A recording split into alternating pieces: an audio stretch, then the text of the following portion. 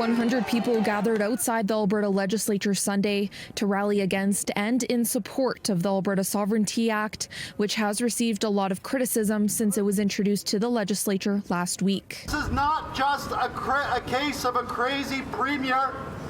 It is the case of a dangerous premier, a dangerous government, and a dangerous piece of legislation. If passed, the Alberta Sovereignty Within a United Canada Act allows the province to sidestep federal laws and regulations it deems unfair to Albertans. She's taking away rights from our federal government that was duly elected and giving it to be frank, giving it to one centralized power. Those in support of the legislation saying Alberta is willing and able to take responsibility into its own hands. Ottawa has been overstepping in many ways, and the Sovereignty Act is simply about Alberta standing in its own jurisdiction on many issues.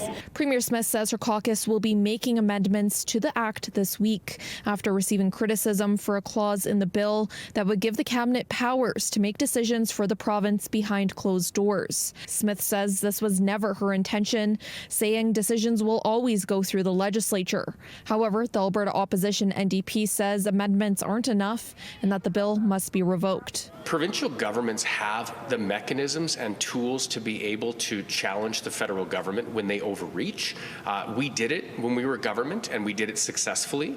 And so this bill is not necessary. In response to the NDP's remarks, the Office of the Premier wrote in part, "It's disappointing to see the NDP vote against Bill 1 before seeing it or to propose any amendments they believe would strengthen the bill."